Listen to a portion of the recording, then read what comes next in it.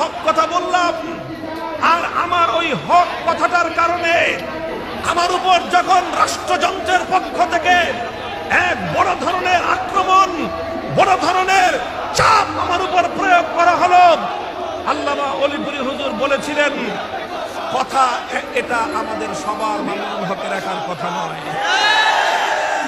তাওহীদের পক্ষের কথা শুধু মামুনুল হকের একার নয়, আমাদের সবার কথা, আমাদের সকলের কথা তার কণ্ঠে উচ্চারিত হচ্ছে, সে আমাদের কণ্ঠস্বর হিসেবে কথা বলতেছে।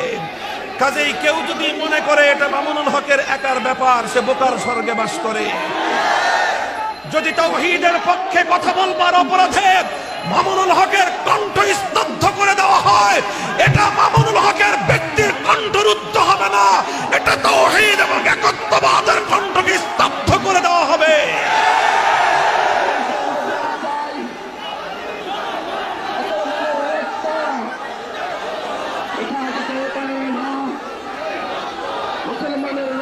মুহতারাম হাজিরিন, আল্লামা অলিপুরি হুজুর হাফিজাহুল্লাহর এই কথা থেকে আমি এটাই বুঝেছি যে যুগে যুগে কিছু মানুষ এরকম থাকতে হবে যারা সমাজের অসঙ্গতিগুলি নিয়ে কথা বলবে, এমন কিছু আলেম থাকতে হবে যারা রাষ্ট্রীয় মুনকারাতগুলোর বিরুদ্ধে প্রতিবাদের কণ্ঠ উচ্চারণ করবে।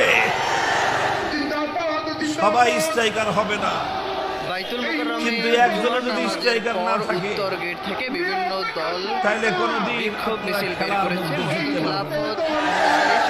কথা বলেন ঠিক না বেঠিক? হযরতে মুআবিয়া রাদিয়াল্লাহু তাআলা আনহুর যে উদ্ধৃতি আমি আপনাদেরকে শুনিয়েছি, সেই উদ্ধৃতির ব্যাখ্যায় মুহাদ্দিসিনে কেরামগণ বলেছেন, যুগে যুগে আলেমগণ তিন শ্রেণীর হয়। কয় শ্রেণীর? আলেমরা যুগে যুগে তিন শ্রেণীর হয়। প্রথম শ্রেণীর আলেম তারা হয় যারা কোনো জালিমের রক্তচক্ষুর পরোয়া করে না।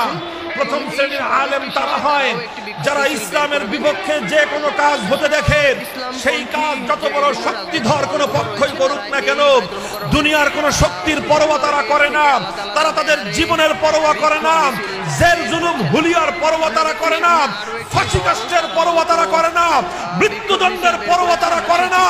জীবনের মায়াকে তুচ্ছ করে আল্লাহর দ্বীনের ঝান্ডাকে সমুন্নত করবার জন্য হাসি মুখে তারা কথা বলে যায়, প্রয়োজনে জীবন দেয়, কিন্তু হকের কথা বলতে এক চুল পরিমাণ তারা কুণ্ঠিত হয় না।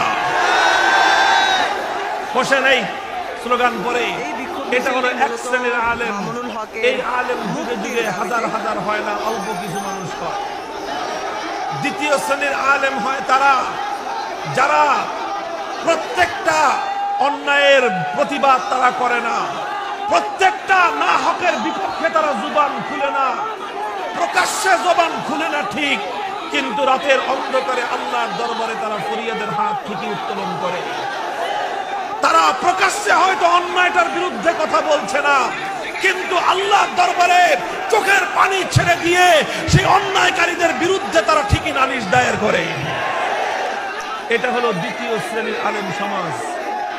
তিন নম্বর আরেকটা শ্রেণী থাকে, এটা হলো হাতে গোনা অল্প কিছু বিপদগামী, অল্প কিছু থাকে বিপদগামী, সব যুগেই যারা ছিল, এদেরকে বলা হয় উলামায়ে সু। এদের সম্পর্কে আল্লাহর পয়গম্বর বলেছেন, উলামাউ জামানিহিম শাররু মান তাহতা আদিমিস সামা। আসমানের নিচে জমিনের উপরে সবচেয়ে নিকৃষ্টতম প্রাণী হলো তারা যারা এক ধরনের আলেম।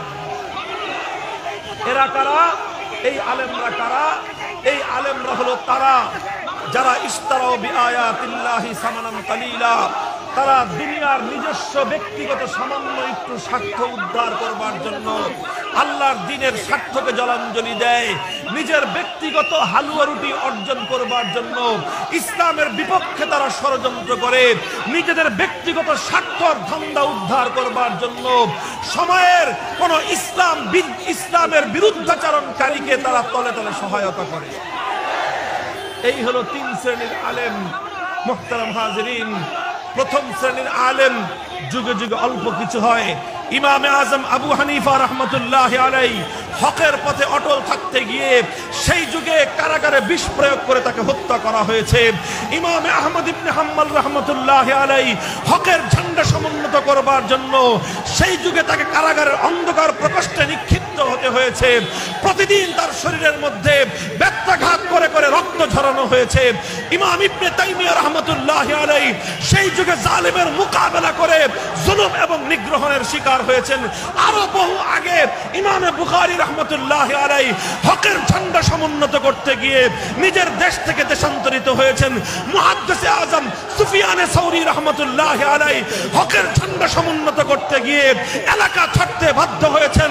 এভাবে আস্তে আস্তে আমাদের যুগ পর্যন্ত শাইখুল হিন্দ মাহমুদ হাসান দেওবন্দি রহমতুল্লাহ আলাইহি বাতিলের মোকাবেলা করতে গিয়ে মাল্টার আন্দামান দ্বীপের কারাগারে তাকে বন্দিত্ব বরণ করতে হয়েছে। শাইখুল ইসলাম হুসাইন আহমদ মাদানী রহমতুল্লাহ আলাইহি হকের ঝান্ডা সমুন্নত করতে গিয়ে জালিমের কারাগারে তাকে বন্দী হতে হয়েছে। শাইখুল হাদিস আল্লামা আজিজুল হক রহমতুল্লাহ আলাইহি হকের ঝান্ডা সমুন্নত করতে গিয়ে বাতিলের সঙ্গে টক্কর দিতে গিয়ে তিনবার বারবার কারাবরণ করতে হয়েছে।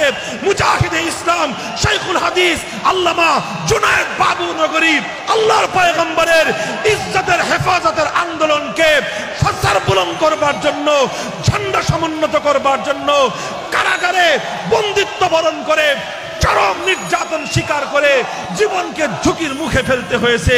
মুফতি ফজলুল হক আমিনী রহমতুল্লাহ আলাইহি হকের ঝান্ডা হেফাজত করতে গিয়ে কারাগারে বন্দিত্ব বরণ করে দুর্ভোগ নির্যাতন স্বীকার করে তিলে তিলে শাহাদাতের তোকে তাকে বরণ করতে হয়েছে।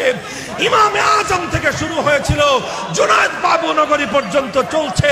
কিয়ামত পর্যন্ত উম্মতের আলেমদের একটা শ্রেণী থাকবে তারা জীবন দিতে রাজি হবে, রক্ত দিতে প্রস্তুত হবে, দেশ ছাড়তে প্রস্তুত হবে, কারাবরণ করতে প্রস্তুত হবে, কিন্তু হকের জন্য মাথা নত না করে তারা বাতিলের সামনে মাথা নত করতে প্রস্তুত হবে না।